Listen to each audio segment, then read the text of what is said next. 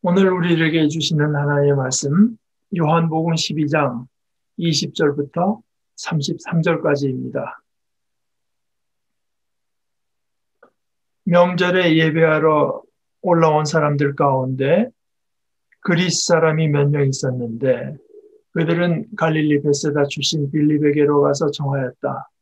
선생님, 우리가 예수를 뵙고 싶습니다. 빌립은 안드레에게로 가서 말하고 안드레와 빌립은 예수께 그 말을 전하였다. 예수께서 그들에게 대답하셨다. 인자가 영광을 받을 때가 왔다. 내가 진정으로 진정으로 너에게 말한다.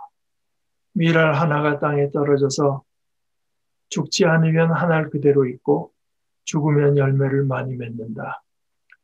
자기의 목숨을 사랑하는 사람은 잃을 것이요 이 세상에서 자기의 목숨을 미워하는 사람은 영생에 이르도록 그 목숨을 보존할 것이다. 나를 섬기려고 하는 사람은 누구든지 나를 따라오너라. 내가 있는 곳에는 나를 섬기는 사람도 나와 함께 있을 것이다. 누구든지 나를 섬기면 내 아버지께서 그를 높여주실 것이다. 지금 내 마음이 괴로우니 무슨 말을 해야 할까? 아버지, 이 시간을 벗어나게 하여 주십시오 하고 말할까? 아니다. 나는 바로 이 일 때문에 이때에 왔다. 아버지, 아버지의 이름을 영광스럽게 드러내십시오. 그때 하늘에서 소리가 들려왔다. 내가 이미 영광되게 하였고 앞으로도 영광되게 하겠다. 거기에 서서 듣고 있던 무리 가운데서 더러는 천둥이 울렸다고 하고 또 더러는 천사가 그에게 말하였다고 하였다. 예수께서 대답하셨다. 이 소리가 난 것은 나를 위해서가 아니라 너희를 위해서이다. 지금은 이 세상이 심판을 받을 때이다. 이제는 이 세상의 통치자가 쫓겨갈 것이다. 내가 땅에서 들려서 올라갈 때 나는 모든 사람을 내게로 이끌어올 것이다. 이것은 예수께서 자기가 당하실 죽음이 어떠한 것인지를 암시하려고 하신 말씀입니다. 하나님의 말씀입니다. 오늘 이 20절에 명절이라고 했는데 이것은 이제 12장 1절에서 볼 수 있는 대로 6월절을 이제 뜻합니다. 이제 그리스 사람들이라고 했는데요. 그리스 사람들은 물론 이방인들이죠.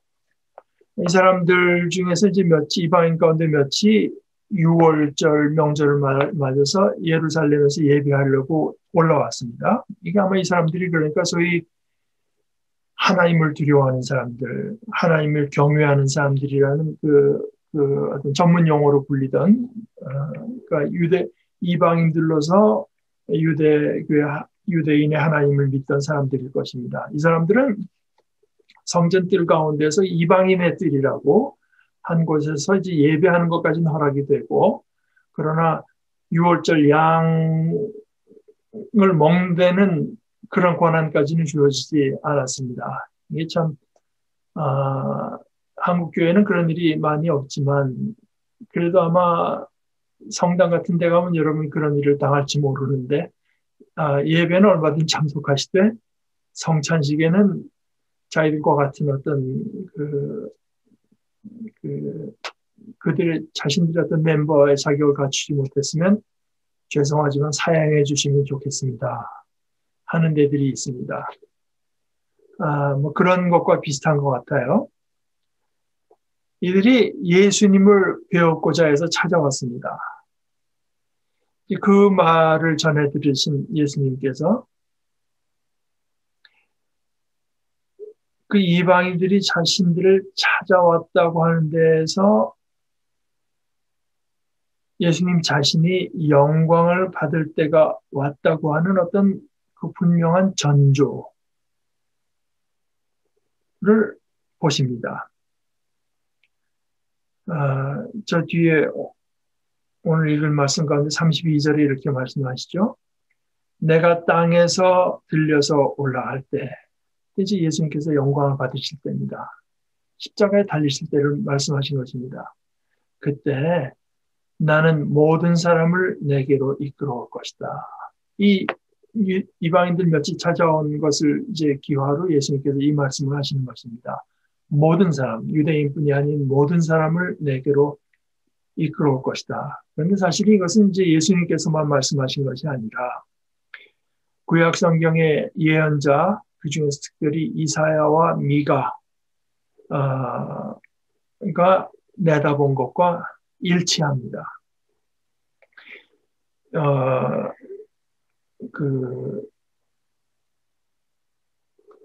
이사야 2장 1절에서부터 3절을 제가 읽겠는데, 사실 이 말씀이 미가서 4장 1절에서 2절까지의 말씀과 거진 같습니다.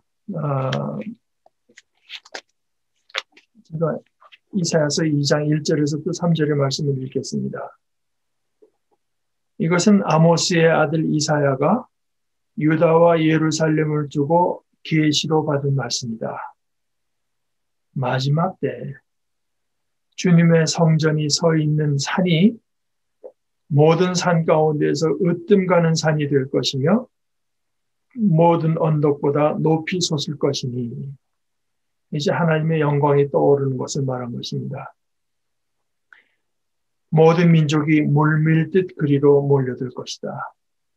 백성들이 오면서 이르기를, 자 가자, 우리 모두 주님의 산으로 올라가자. 야곱의 하나님이 계신 성전으로 어서 올라가자.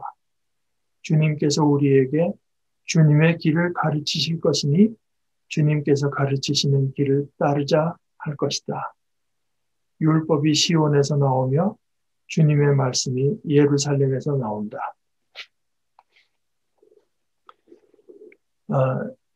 가톨릭 신부 중에서 레이먼드 브라운이라고 하는 신약학자가 요한복음에 대해서 아주 훌륭한 책을 쓰면서 요한복음을 이렇게 분류를 했습니다. 1장 1절에서부터 18절은 이제 서문, 프롤로그, 그 다음에 1장 19절에서부터 12장 끝까지를 저희 표적의 책이라고 했어요. Book of Signs, 표적의 책. 그리고 13장에서부터 20장까지를 Book of Glory, 영광의 책이라고 이제 말을 하고, 마지막 21장은 에필로그라고 이제 분류를 했습니다.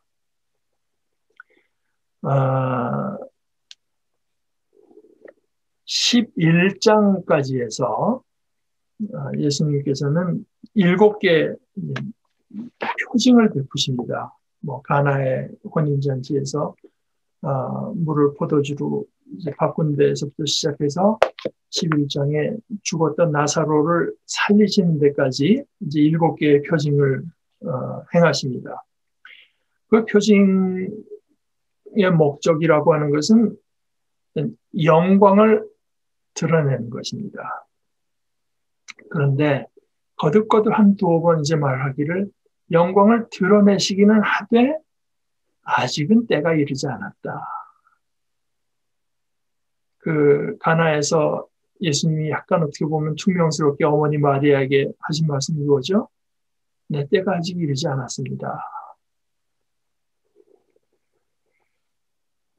그 예수님께서 거듭 말씀하시던 그 때가 이제 마침내 온 것입니다.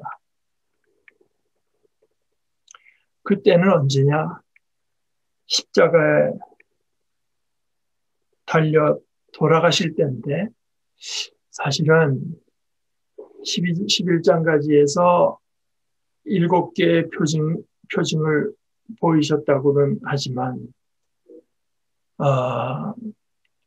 요한이 표징이라는 구체적인 말을 쓰지 않지만요.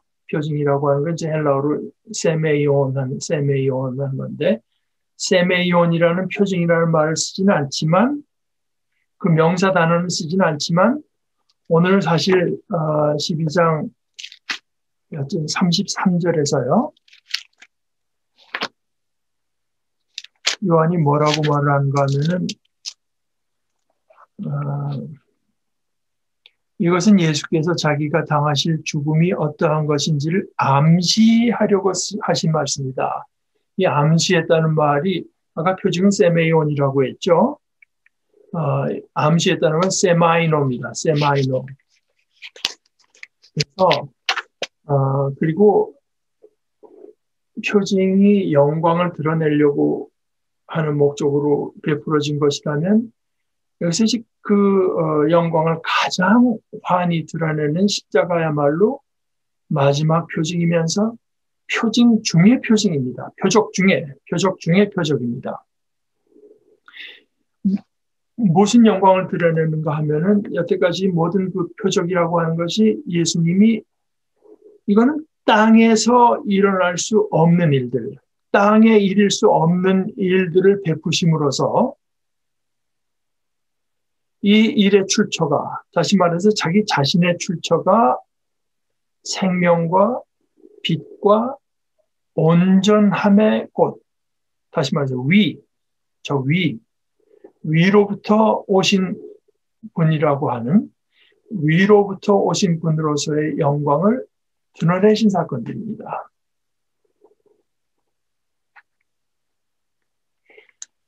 그런데 이 마지막 표적 중의 표적, 이것은 예수님의 영광을 가장 분명히 드러내기는 했지만 다른 한편으로는 엄청난 고통을 의미했습니다. 그리고 이 고통의 순간, 정말 피하고 싶은 괴로움의 순간에 이르러서 예수님의 가장 깊은 속내와 예수님께서 가장 진정으로 원하고 바라시는 것이 드러납니다. 아버지의 이름을 영광스럽게 하옵소서.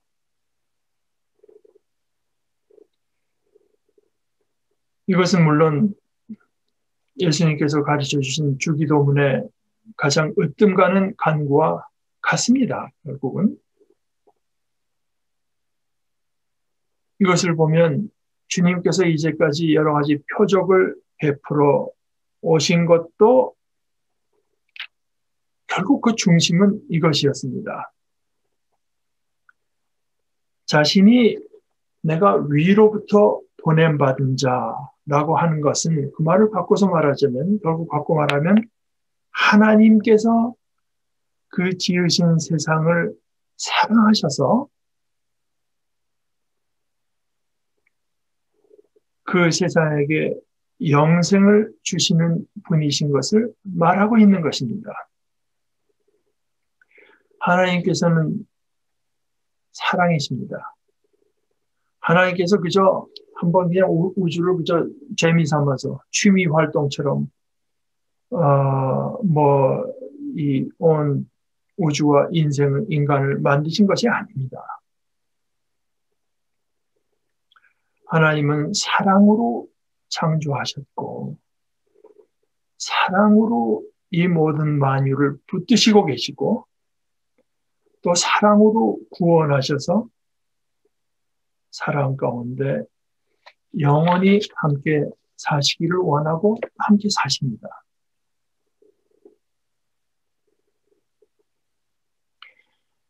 예수님께서 베푸신 표적들은 바로 그 하나님의 손길을 사건들 하나하나가 드러내는 것입니다. 여태까지의 그 7가지 표징, 여태까지 예수님의 그 표적들에서 하나님께서는 하나님의 이름을 영광되게 이미 하셨습니다. 그리고 이제 이 마지막 표적을 통해서 또 그뿐만 아니라 이어지는 부활을 통해서 또 성령께서 오시는 것을 통해서 또 제자들의 예수님 따름을 통해서 하나님은 자신의 이름을 앞으로도 영광되게 하실 것입니다. 내가 이미 영광되게 하였고 앞으로도 영광되게 하겠다.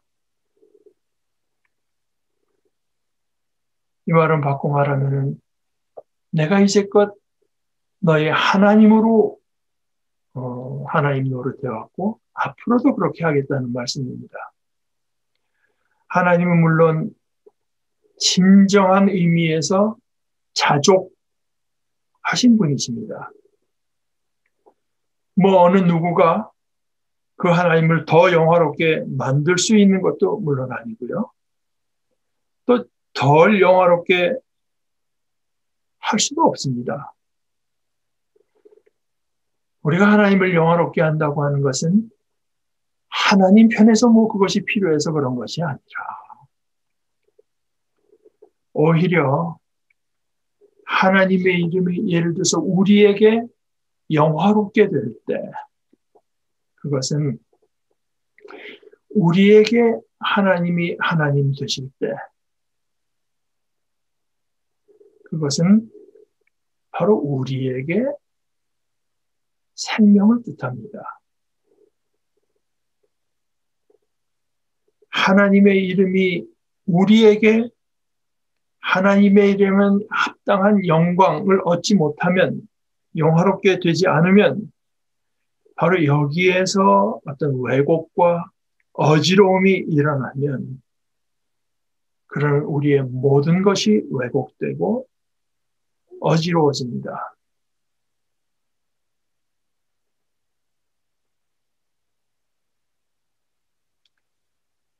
진리도 그렇고 빛도 그렇고 아름다움도 그렇고 즐거움도 그렇습니다. 빛이 아닌 것이 빛이 되고 진리가 아닌 것이 진리처럼 여김받고 아름다움이 아닌 것이 아름다움으로 여겨지고 즐거움이 아닌 것이 추구의 대상이 됩니다. 하나님이 하나님 되실 때, 우리에게 하나님 되실 때 우리 자신이 됩니다. 이런 의미에서 뭐 어떤 누군가가 하나님의 이름을 place, 장소, 곳이라고 말한 것은 상당히 의미가 있습니다. 존재하려면 장소가 필요하잖아요. 하나님의 이름이 왜곡되면 또 그 왜곡된 그만큼 어떤 것도 제자리에 있지 못합니다. 플레이스가 왜곡돼 버리니까요. 또 플레이스를 잃어버리면 예를 들어서 이 하나님께로부터 소외된다고 하는 것은 사실은 바로 말하자면 하나님으로부터 자기 자신을 소외시키게 되면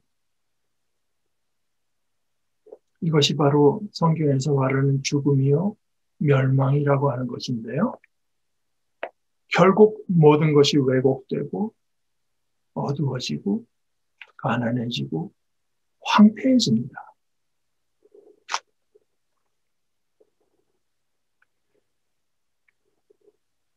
중심에서 하나님을 사랑하며 하나님의 이름을 하나님의 이름으로 부르며 거룩히 여기며 바로 하나님의 이름을 거룩히 여기는 것을 자신의 삶과 존재의 이유와 목적으로 또 근거로 삼는 사람은 복이 있습니다.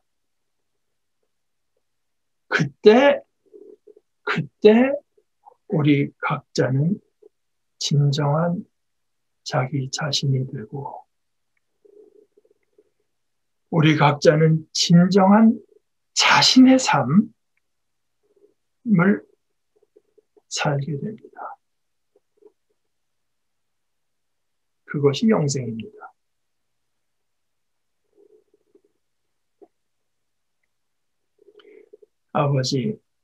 아버지의 이름을 영광되게 하옵소서. 바로 이것이 우리 주님의 삶의 비밀, 감추어졌으되 드러난 비밀입니다. 우리는 이제 이 주님을 따릅니다. 주님처럼 주님을 따라서 아버지의 이름을 영광되게 하옵소서. 이것을 나 자신의 주제로 삼고 그에 따라 살아간 주님의 길을 배우며 따릅니다. 그리고 주님의 약속의 말씀을 믿습니다. 나를 따르는 자는 내가 있을 거기 하늘나라에 나와 함께 있으며 하나님께서 그를 영어로 번역하면 honor, 존귀히 여길 것이라고 하는 말씀을 우리의 소망으로 삼습니다.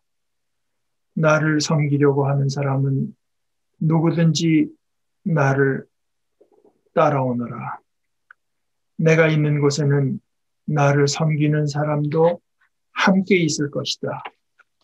누구든지 나를 섬기면 내 아버지께서 그를 높여주실 것이다. 우리 함께 기도하십시다.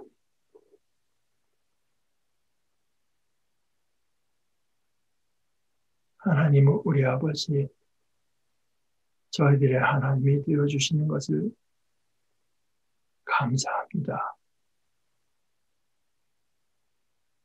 저희를 붙들어 주셔서 저희들이 하나님을 하나님으로 여기며 하나님의 이름을 거룩히 여기며 하나님의 이름이 영광되게 되는 것을 우리 삶과 우리 존재의 중심으로 삼고 살아가는 복 있는 주님의 자녀들 되게 하여 주시옵소서. 예수님의 이름으로 기도합니다. 아멘.